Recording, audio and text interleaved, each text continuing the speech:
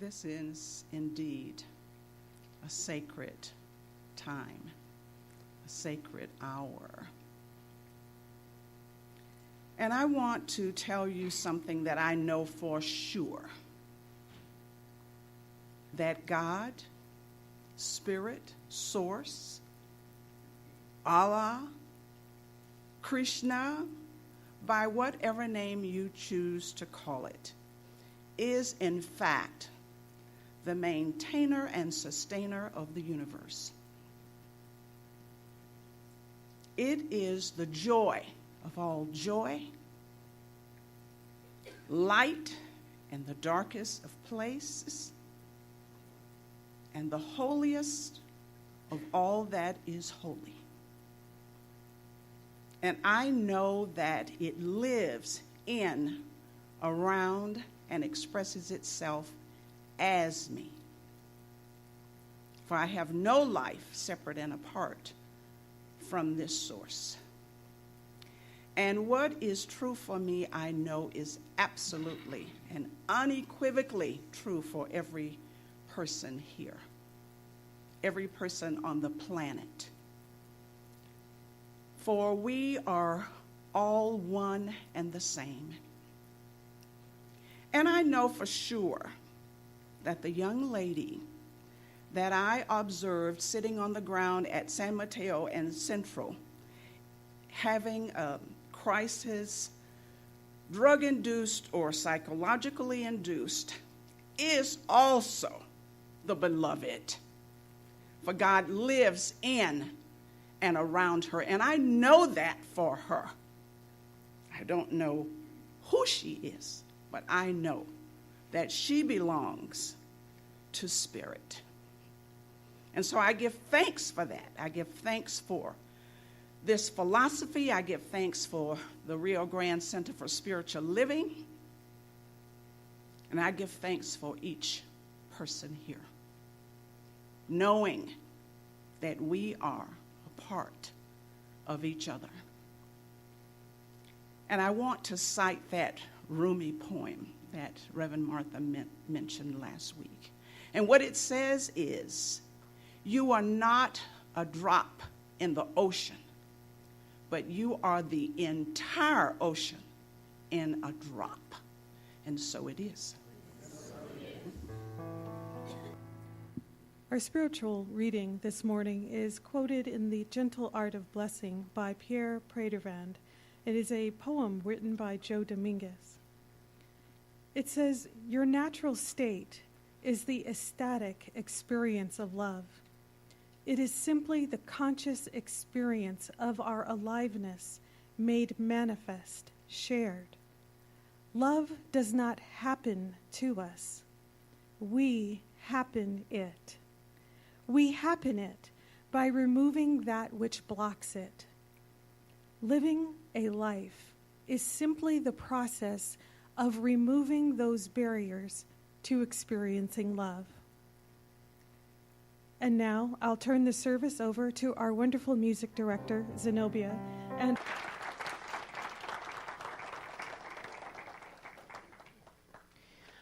Good morning.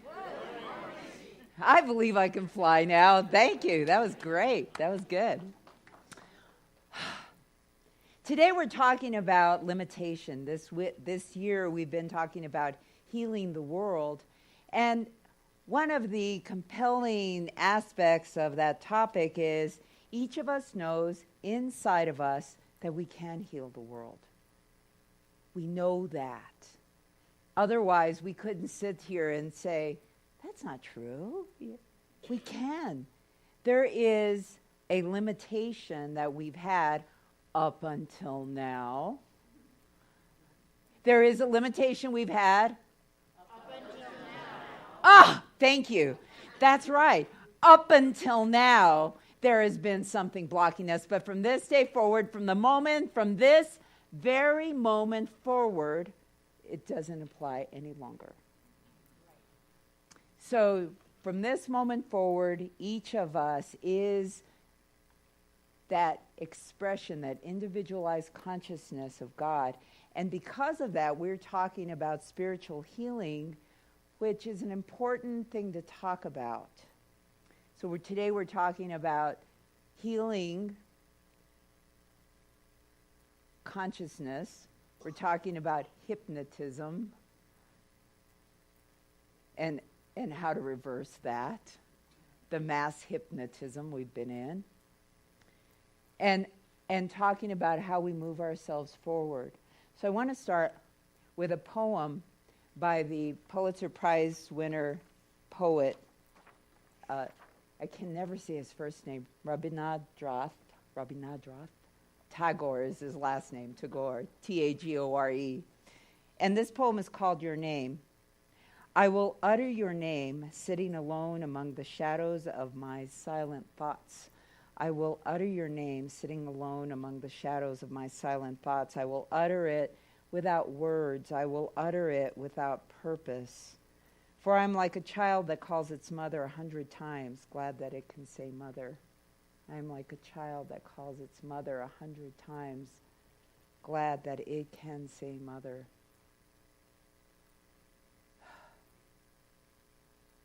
The truth is that we're constantly calling God. We're constantly calling it. But because of whatever love we grew up with, that is what we call that God. And so here is the quintessential question today. How comfortable are you with love, giving it and receiving it? How comfortable am I with love, giving it and receiving it? And so often when we've grown up with love a certain way, then that's what we call love. I can't do this because my mom said I can't do it. My mom didn't like me. My dad didn't like me. Uncle Joe didn't like me. And so we become that thing, that becomes our expression of love. And up until now, we have given ourselves that definition of love, whatever it is that we grew up with. But the truth is that we are so much more. We are so much more.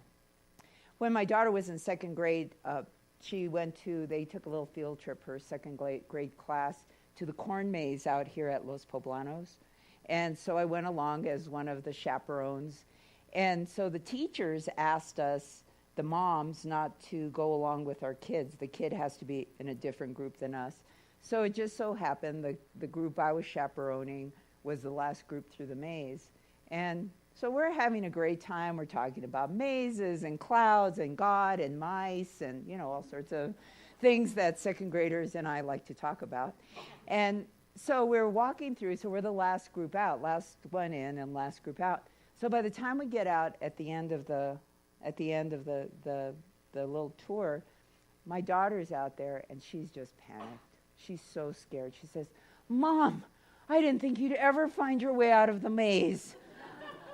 And so she had pictures of holding the bus back, and, they were going to have to send in a search party, I guess, and into the maze. And so I just said, "Sweetheart, I can see over the maze." And so I lifted her up so she could see over the maze with me. And I said, if I needed to, I could have just walked out of the maze. I mean, if it got to be too late or I saw the bus was leaving, I would have just walked across the field and walked onto the bus. And so she could see that I could see over the maze and that I was never in danger of being left behind. So in turning to our reading, Joel Goldsmith talks about a children's game that he grew up with. He said every child played it. We didn't play it in New Mexico, I guess. It never got that far. But in the game, he said that kids chased each other around until, and if they were touched or tagged, then they were in this white chalk mark, and they couldn't get out of these white chalk marks until they paid a forfeit. So he said one of the tragic things would have been if all the kids went home and the kid got left in the box. Well, he said it would be tragic because the only thing keeping the kid in the white chalk marks is the kid himself, right? So he's standing in these white chalk marks. But then he goes on to say, but isn't that what we all do?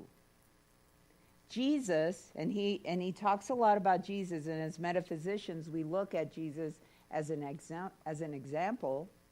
So Jesus means the I am. He said Jesus would tell people to get up there and walk. It would be the beggar sitting by the door. And he said the white chalk marks are what we call the race consciousness. The white chalk marks are when I get too old, I can't walk anymore. If I'm too this, I can't have that. If I am too tired by my life, I will cry on the corner. But that's the chalk mark. He says, and as many chalk marks as we draw is the way that we convince ourselves that all of that is happening. But the spiritual healing comes when we begin to realize that they are chalk marks that we can walk out of at any time. It's only because we go back to that idea of love. What is it that I had as love? What is it that I had as a definition of that love? The body has a certain integrity to it. Our being has a certain integrity to it. It knows, even when we don't get the conscious information from outside, it knows that something's not right. When I grew up and I finally looked back on my childhood and I thought, my family was kind of nuts, They was like, I had this idea, and well, the truth was I kind of knew all along that, that thing that they were talking about wasn't quite right. But why is it that we know that? Because there's an integrity to our being. We know that something's not right. Even if we don't consciously know what it is that's not right, we know that something isn't right. So Goldsmith says,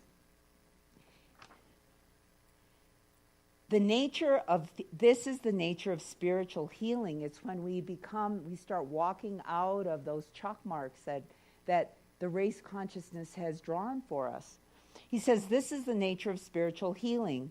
Whether you're struggling with some form of sin, I like that, sin. You got the fundamentalist here. Okay. False appetite, disease, poverty, unemployment, or unhappiness. Stop struggling and wake up. Wake up to your true identity. You are not a swimmer in a deep ocean. You are not a sufferer in sin and disease. We are not. You are the Christ consciousness, a child of God, and the very error you are fighting, you are perpetuating by that fighting. How many of us have said, I will not be like my mother?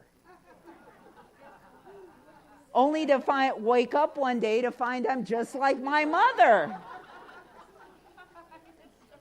And it happened because I began to fight that thing that I thought Mom was not doing so well, right? That judgmental voice, that whatever it was, then one day I wake up and I'm just like her. Why? And he says, Goldsmith says, whatever it is that we are beginning to fight, that we've already given it credence. The moment we begin to fight it, we've given it credence. It's believable. It's real. So he gets into this idea of illusion. Illusion. We metaphysicians know there's no such thing as the physical being. There's no such thing as all these conditions we're fighting. There's no such thing. But here's the deal. It may be an illusion, but it's real. And what makes it real is our belief that it's real. That's what makes it real. So Goldsmith gets into this idea of mass hypnosis. The example he gives is when movies were first starting to come out, what the advertisers did is that they would put a little ad, imperceptible. They would just flash a little slide into the movie and say, go to the go to the lobby and buy Coke and popcorn during the intermission. They began doing that, and you couldn't see that consciously. It was imperceptible in the conscious mind. But what happened was people began to go to the lobby in unprecedented numbers to buy Coke and popcorn. The scary part, he says, and they actually outlawed that so that people couldn't advertise that way anymore. But the scary part, he said, was they just as easily could have put in advertisements about cancer, colds, flu. And he says that's what happens to us because we start to see these headlines in the newspaper. It's that mass hypnosis, and it happens so easily. So we get up early in the morning, right? Some of us earlier than others. We get up early in the morning. So we're up for about 12 to 16 hours a day in this fleshy world. So I'm walking along in my fleshy world, looking through my fleshy eyes at all of these things that are happening out here, and I start to think that's real. I forget that I am nothing less than the Christ consciousness itself. There are no limitations. I have to come here on Sunday morning and listen to myself speak to remind myself that I am the Christ consciousness. Thank God you're here with me. The self-talk wouldn't be quite as energetic, I can tell you that. Thank God that I have a place to know that I am not these things that I think. So I grow up as a child, so everybody's showing up in their flesh suits, right? Mom, Dad, we're all showing up in our flesh suits. You don't want to do that. You run in front of the bus, you'll get hit. You don't want to do that. Everybody has a cold now. You better put on your jacket or you'll catch a cold. So there are all of these messages that we keep getting constantly. And so it's not, and this is what I love. He says, don't condemn yourself.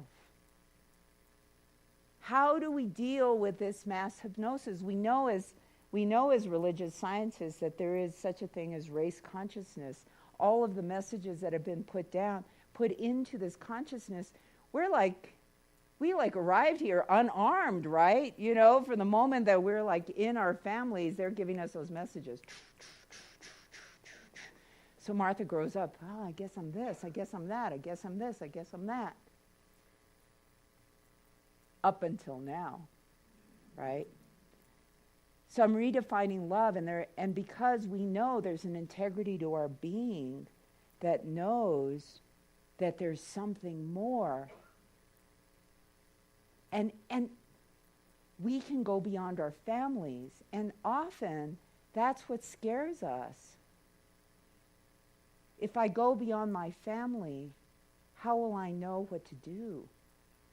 How will I know how to meet certain circumstances? How will I know how to be in the world if I go beyond my family? But it becomes important and, in fact, incumbent on us to go beyond our families. If we don't do that, if we don't break out of that small definition of love, and our families may have been the most loving and supporting families ever, but there's an integrity to our being, there's a largeness to each of us that needs to go beyond where they were. And it's not to say we don't take those really good parts of our family with us. We do, absolutely. Everything that nurtures that love, that nurtures who we are, absolutely take that with us. But we have to move beyond it or we become too small. We take those messages into our own being. So he says, so how do we do it? I love this. Okay. So he says, this is chapter 5, if you want to read it again. He says, something more is needed. Something must be introduced into your consciousness which will free you from wrong thinking and which will make wrong thinking an impossibility in your experience. The first step Okay, here we are. First step is to stop condemning yourself. Stop blaming yourself for your sins. Stop blaming yourself for your shortcomings. Stop blaming yourself for errors. You will get nowhere by condemning either yourself or your neighbor. Remove this condemnation from yourself and realize that to whatever degree you're expressing negative qualities of mind and body, to that extent you have permitted world beliefs to be imposed upon you. Stop it. Just stop it right now. Up until now, that was the case. Begin to understand that the nature of your being is God. The nature of your soul is God. The nature of your mind is God. And the nature of your body is the temple of God. Your very body is the temple of the living God. Stop condemning it. Stop hating it. Stop fearing it. Your mind is an instrument through which God, truth, can flow. Do not condemn your mind and do not call it a bad mind or a mortal mind or a material mind. There are no such minds. There is only one mind, and that mind is an instrument of God. When you stop condemning your mind, you will find that your mind is a clear transparency for the soul. Stop pretending as though we aren't exactly who we are. From this moment forward, each of us has to know the absolute magnificence of our own being. And he goes on to say the spiritual healer, and that's all of us. It's not just the practitioners. It's all of us are spiritual healers. And he goes on to say, understand that we're not dealing with a cold. You're not treating a person or a condition. You're treating God itself. You're reminding every single person of who they are. You're breaking the illusion, because as soon as we can be held high enough to know that maze, we can walk out of the maze. That's it. What is that perspective? The moment we can know that, then we can walk over that chalk line that was there before. There's nothing holding us back. And what I love about Goldsmith, he goes, take an axe to the roots, he says. Don't tear it off a branch at a time or a little leaf at a time. Take an axe to the roots and chop that tree down. We're dealing with mass hypnosis, is what he says. We're not dealing with a person. He goes, you can call it whatever you want to call it, Joe, Fred, a cold, cancer. He says, it doesn't matter what you call it. Remember who this person is in front of you, and remember who you are. That's the point. We're stopping the condemnation. And here's what's important is each of us is remembering who we are as that God self, the whole world in a drop. Each of us is remembering that. The condemnation gets in the way. If I'm so busy condemning myself because I'm not perfect, I'm never going to get there. The Buddhists say that if you want to go back to being perfect, just go there. If you want to remember perfection, just go there. But we can't go there if I'm saying, oh gosh, Martha, this, and why didn't you do that, and da-da-da. It's too much. But if I remember my perfection, then I'm in the absolute right place. I'm in the absolute right place. Finally, Goldsmith says, the presence cannot be felt until you are free of the barrier. The barrier is the belief in two powers. The barrier is the belief that there is something apart from God. If you prefer the word temptation, it can be used instead of hypnotism. When you feel ill, you might look upon that as a temptation coming to you for acceptance or rejection. Oh, I'm getting a cold. Do I accept it or reject it?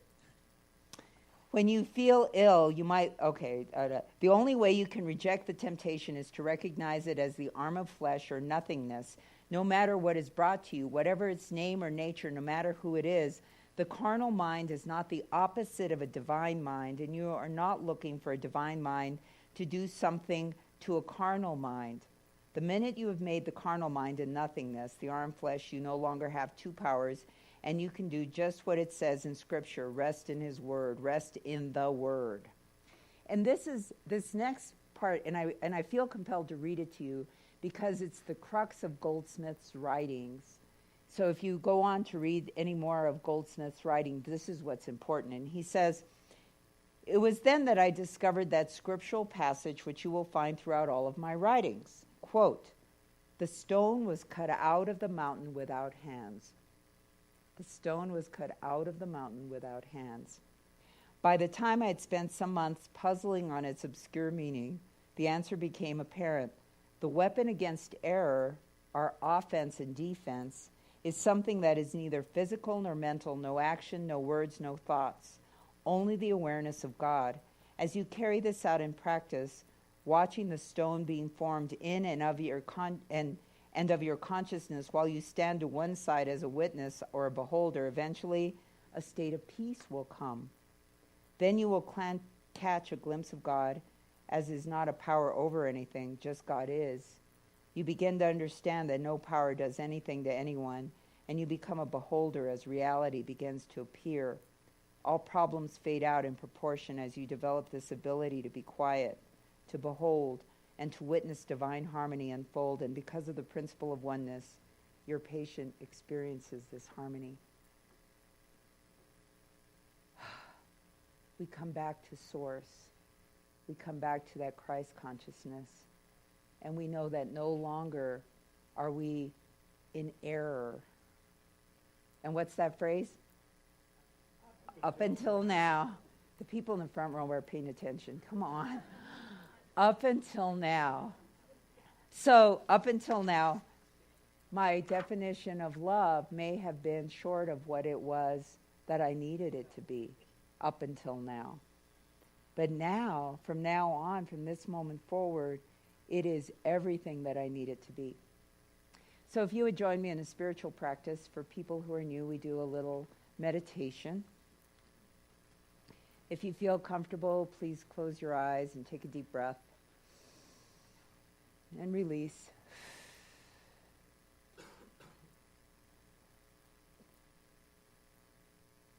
Take another deep breath. And release.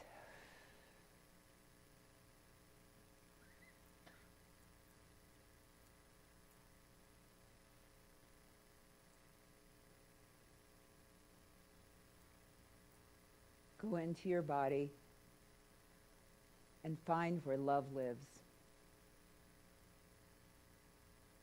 And when you find that place, just breathe into it.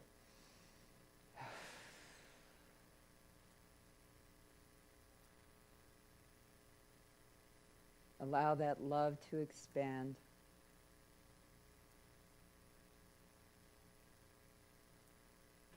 Until you are seated in it.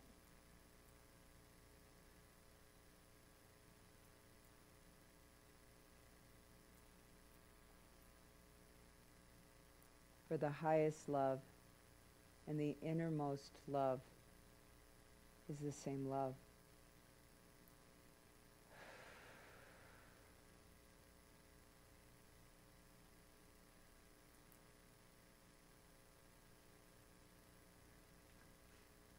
As I read this meditation from Ernest Holmes out loud, please say these words softly to yourself. So as I read this out loud from Ernest Holmes, please say this softly to yourself. There is no condemnation in me, nor operating through me.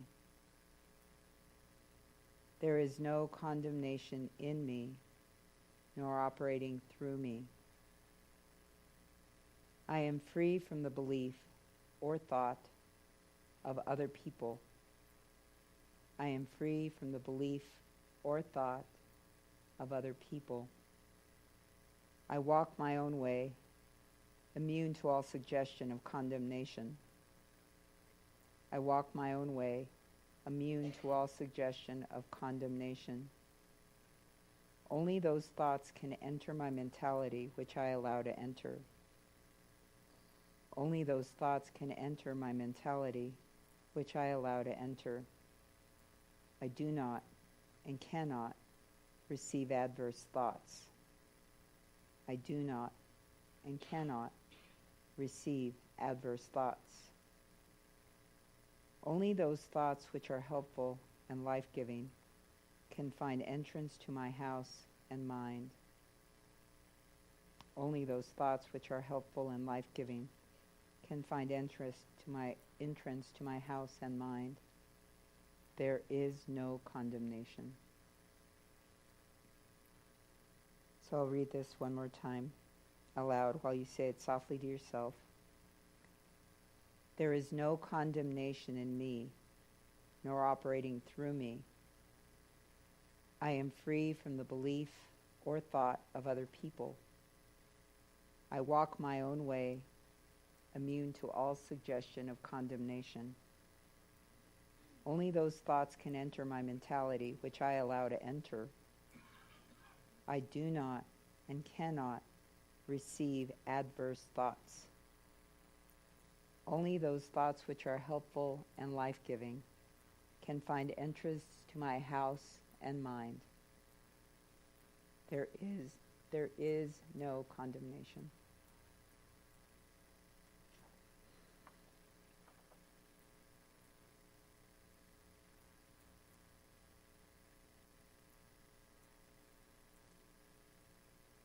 So allowing yourself to remain seated in this huge pool of love, allowing this love to now go out before you, making clear and smooth your way.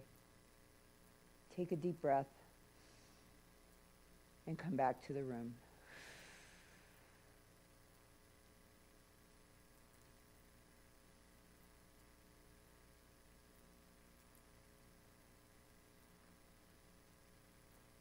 The quintessential question, of course, is how comfortable am I with love? How comfortable are you with love, giving it and receiving it? As long as we look at love or any other aspect of God as a commodity, as something that can be limited, then each of us is limited. What is the name of God? Is it anger? Is it fear? Is it jealousy? What is it? Or is it peace and love and goodness and happiness and joy? Each of us gets to define that love exactly the way we want to define it. Because each of us is that Christ consciousness, nothing less than that, we all get to experience it exactly in the way that we want to experience it. And often, because we grew up with certain definitions of being, we think that's real, that's true. Mom said I was this way, Dad said I was this way, Grandpa Joe said I was this way. How could I possibly be any other way? That authority figure said it. Must be so. But because we are made of nothing short of that joy of God, that happiness of God, our whole being has an integrity to it that knows that it knows that it knows. So even though I may have grown up with this idea of myself, there's some part of me that knows it's not right. I've always known this. It's not right. Today we get to step into that rightness. From this moment forward, each of us gets to experience that wholeness and move beyond wherever that definition came from. It may be a family. It may be something we grew up with the family. But we get to move beyond that. We get to go into perhaps a place that we've never experienced it before. But that's okay. It's exciting. It's wonderful. It's beautiful to move beyond those little limitations that we've imposed on ourselves, to move into this place where we can see over the maze into that future, into that experience that we want to have. So here's the homework. For people who are new, we get homework every week. It's fun. This is really exciting, actually. Work on love all week. Whenever there's a barrier, whenever you see it come up where it says something like, you know, you're not good enough, or you're this, or that person has more than me, or, you know, that do away with it. And just forgive yourself. No condemnation. Hear my voice saying, up until now, that may have been the case. The other thing you can hear my voice saying, if you really get on your own case about something, hear my voice saying to you, please stop treating my friend like that. Do not treat my friend like that. Each of us is moving toward our own perfection, and we have to stop condemning ourselves. So love, working on love, and no condemnation. And the second part is, for next week, we are in chapter 6 of The Art of Spiritual Healing, chapter 6 by Joel Goldsmith. In the meantime, have a great week. Namaste.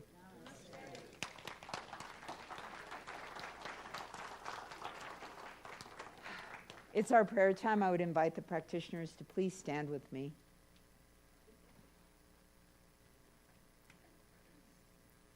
There is one life. That life is God's life. That life is perfect. That life is my life now. I am made in the image and likeness of that one great creator, that one spirit. I am love. I am joy. I am truth. I am happiness, health, beauty. I am all of that and so much more. I am that. And as I know this for me, I know this for every person in this sanctuary and who can hear my voice. Everyone here is born in the image and likeness of the one great creator, and each person here is made of that. Peace, the peace that surpasses all human understanding. Love, truth, health, beauty, grace, divine unfoldment, divine timing. Each person here is that. And so knowing this, I affirm and declare for everyone here that whatever limitations have been here up until now are now dissolved.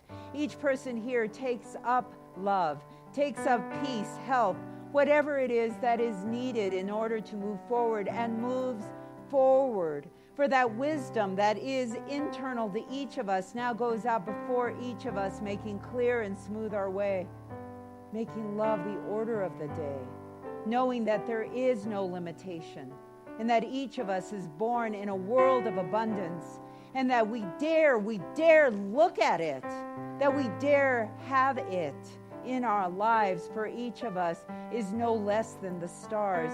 Each of us is no less than the birds or the lilies of the valley. Each of us has enough, and it is ours to experience right here, right now. And so up until now, there may have been a barrier, but no longer. I affirm and declare that each of us is loved wholly, completely, is fed and clothed wholly and completely, is loved perfectly, wholly, completely. And I am so grateful. I am so grateful for every person here. I'm so grateful that all of the people who are part of our community are putting together a life that is a beacon of light to everyone else. For as each of us evolves, we give permission to everyone else around us to evolve too. And it is in that evolution that this world becomes that which we envision, a place where everyone goes to bed fed. There's a roof over their heads. They are loved. And each are the person God intends us to be. Each of us are. I am so grateful for that. I'm so grateful for this miracle of life. And so it is with this gratitude that I release my word, knowing it cannot come back to me void, knowing that as I've spoken, it is done. And so it is. Amen. Thank you, practitioners.